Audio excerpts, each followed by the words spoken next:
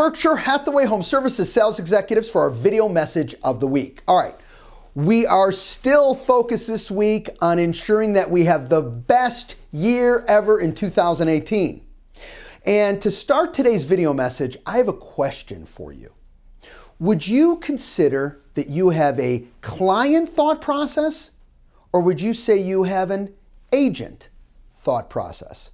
Now, think about that, but I have 3 key tips for you today that I think will help drive this point home. And I want to start by saying this. I promise you that the 3 tips that I'm going to share with you today at some point will determine if you're going to take that listing or solidify that buyer. All right, so listen up. These are powerful. All right, let's get started. Let's begin with an agent thought process. I know what clients want versus a client thought process is I ask insightful questions to be sure.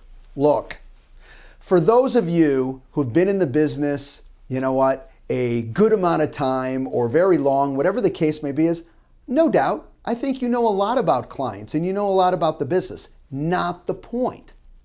Not every single individual has the same thought process. And as soon as you want to package everyone in one, you'll make mistakes. So step 1 is each client is different, and you can't skip the questions even if you think you know. Second, this again is agent thought process first. I have a killer listing and buyer presentation that covers what's important to sellers and buyers versus this. I listen and learn by the questions that I have asked, and I am prepared with the tools in my arsenal to focus on the areas that is important to each and every client. Huge difference, huge difference.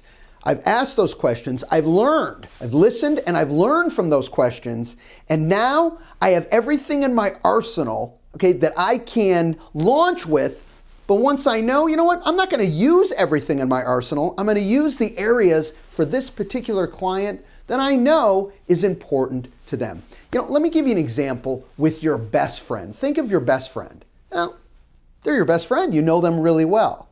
I promise you this. There are things about your best friend that you don't know.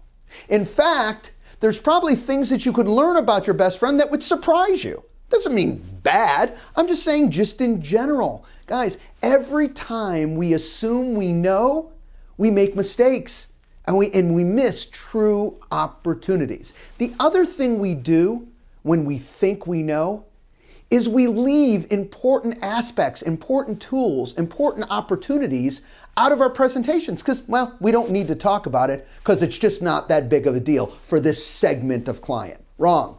They're an individual. Don't make those decisions because if you do, their experiences and their thought processes will be different than yours and they may go in a different direction. Third, my listing and buyer presentation share my successes and tell my story, all right, versus my listing and buyer presentations repeatedly support what is most important to each client.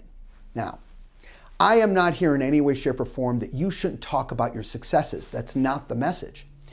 But every one of your successes should tie back to what's most important to that individual client.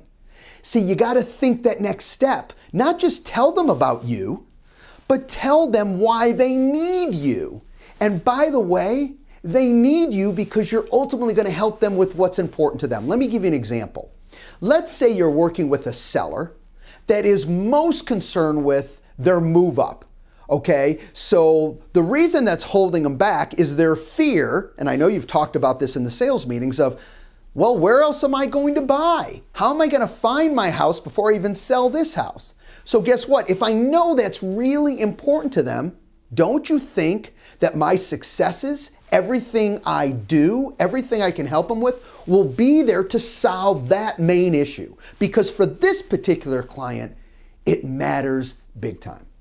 Look, guys, you're out there every day. I know you know the business, okay? And I know you care about your clients. The kicker is there's a difference between caring and truly listening.